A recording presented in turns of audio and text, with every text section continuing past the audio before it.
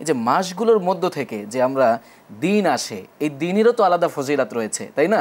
তো এই দিনের ফজিলাত, এক এক দিনের এক এক ফজিলাত, আপনি যদি এই সম্পর্কে কিছু বলতেন। মাসের মধ্যে এবং একটা বিষয় গণনা করা হয়েছে, প্রত্যেকটা মাসকে আবার সাপ্তাহিকভাবে ডিভাইডেড করা হয়েছে। এখানে যদি আমরা দেখতে পারি সপ্তাহের ভিতরে সবচেয়ে একটা গুরুত্বপূর্ণ দিন হলো পবিত্র জুমাবার। অবশ্য আমাদের এ ব্যাপারে বর্তমান মুসলমানদের বেশিরভাগই দেখা যায় যে আমরা এই দিনটাকে ছুটি পাওয়ার পরেও অবহেলায় কাটাই। তো এই জুমাবারটা হচ্ছে সবচেয়ে গুরুত্বপূর্ণ দিন। আল্লাহ পাক রব্বুল আলামিন এই জুমাবার সম্পর্কে একটা সূরাই নাজিল করে দিয়েছেন, সূরাতুল জুমা। জি, আপনি ধরতে পেরেছেন, ধন্যবাদ। তো এখানে আল্লাহ পাক রব্বুল আলামিন একটা পর্যায়ে বলেছেন, ইয়া আইয়ুহাল্লাযীনা আমানু ইযা নুদিয়া লিস-সালাহ মিন ইয়াউমিল জুমআ ফাসআউ ইলা যিকরিল্লাহি ওয়া যারুল বাই' যালিকুম খায়রুল লাকুম ইন কুনতুম তা'লামুন।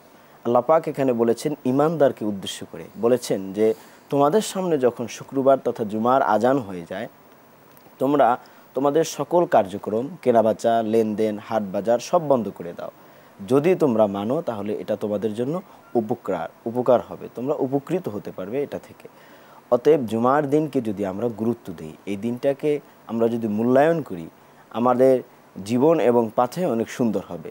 বিশেষ করে জুমার দিনের যেই আমলগুলো রয়েছে, বাদ ফজর, যে একটা সূরাতুল কাহাফের তেলাওয়াত, এটার ভিতরে বিভিন্ন রেওয়ায়াত আছে। ওলামা ইকরাম বলেছেন যে কোনো ব্যক্তি যদি এই জুমার দিনে সূরাতুল কাহাফ তেলাওয়াত করে, হাদিস শরীফের ভিতরে অনেকটা রেওয়ায়াতের ভিতরে এটা আসছে যে বিগত সপ্তাহের জুমা পর্যন্ত তার গুনাহ খাতাগুলো মাফ করে দেওয়া হবে। সুবহানাল্লাহি বিহামদি।